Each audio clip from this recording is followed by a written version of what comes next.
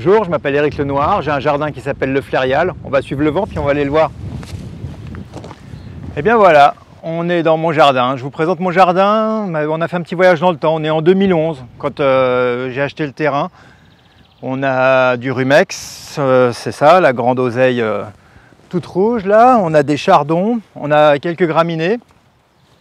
Et puis en fait, c'est pas tellement diversifié. Si on ne fait rien dans un terrain comme celui-ci, on a la forêt qui est là-bas, qui a exactement le même âge que mon jardin, qui a été mise en jachère exactement au même moment que mon jardin, mais où à la différence, personne n'est intervenu. C'est vraiment intéressant de retrouver cet état passé de mon jardin, parce que je retrouve ces plantes à la hauteur qu'elles avaient à l'époque et puis l'omniprésence qu'elles avaient à l'époque. Je crois que personne n'a vraiment envie d'avoir un jardin que de chardon et que de rumex. Et moi, j'avais surtout pas envie de faire un génocide. Donc, il a fallu trouver des solutions pour les tolérer et les exploiter.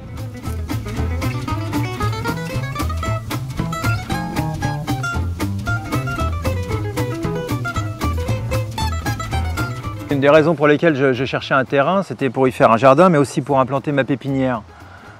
J'ai une pépinière de plantes aquatiques et de terrains humides. Et je cherche un endroit pour m'installer. Quand je suis arrivé là, la première chose que j'ai commencé à faire en vrai punk, c'est de rien faire. Je suis resté 1 an à observer le cycle de la nature, à observer ce qui poussait, comment, pourquoi, ce qui y vivait, à observer le terrain, mais aussi ses environs, c'était très important. Au-delà de toute considération esthétique, je voulais comprendre le milieu dans lequel j'allais implanter mon jardin.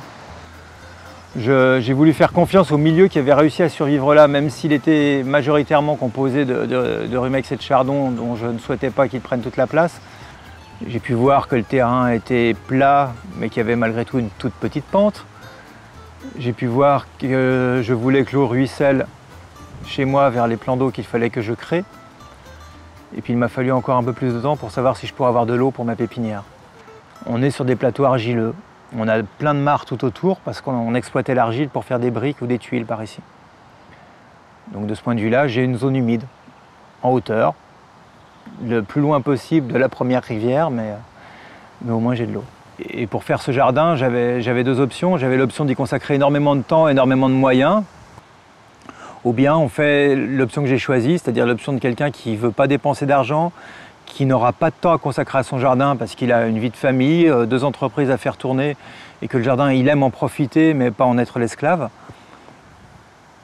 Et donc là, plutôt que d'être en lutte contre la nature, comme on a un petit peu toujours eu tendance à le faire depuis qu'on a créé des jardins, l'idée c'était de dealer avec. En fait, ce qui m'a le plus servi dans ce jardin, c'était pas forcément ma connaissance du métier de paysagiste, c'était ma connaissance de la nature, je crois. Avec mon frère, on est des amoureux de la nature et en fait on a beaucoup observé cette nature, chacun à notre manière. Lui est devenu photographe, moi je suis devenu jardinier. Et mais l'imprégnation de ce que j'ai pu observer pendant des années sur le terrain m'a permis de faire beaucoup plus de choses encore que ma connaissance du jardin. Le Flairial, c'est un jardin expérimental où je veux éprouver du plaisir. C'est un lieu que j'ai toujours souhaité depuis le départ pédagogique. J'ai voulu en faire une vitrine pour ma pépinière parce qu'elle n'en avait pas. Et c'était important de pouvoir montrer les végétaux que je cultive une fois qu'ils se développent correctement. En même temps, ça me permettait d'avoir des pieds mères. Mais surtout, c'est un jardin démonstratif. C'est un jardin pédagogique. C'est un jardin où je fais redécouvrir aux gens les espèces locales. Et où d'un seul coup, ils se rendent compte que une prairie, c'est jamais qu'une pelouse pas tondue et c'est vachement beau. C'est vachement beau une prairie.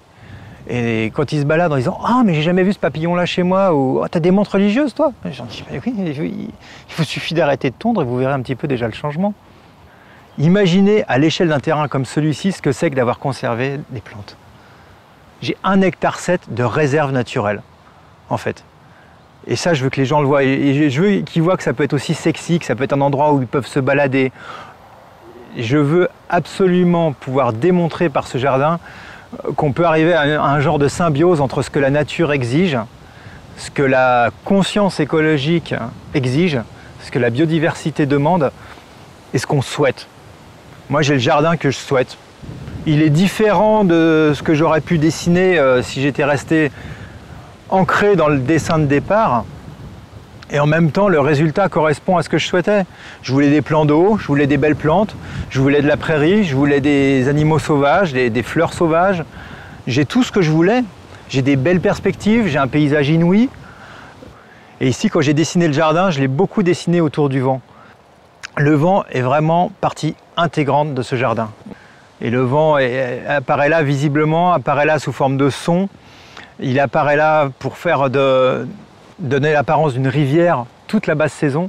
Les gens croient qu'il y a une source qui coule ici quand ils viennent au printemps ou à l'automne, alors que c'est juste parce que j'ai axé la rivière dans le sens du vent. J'ai des haies intéressantes, j'ai une ressource pour ma pépinière, et en plus je peux montrer ça à des gens et leur faire apprendre des choses. J'ai le jardin de mes rêves.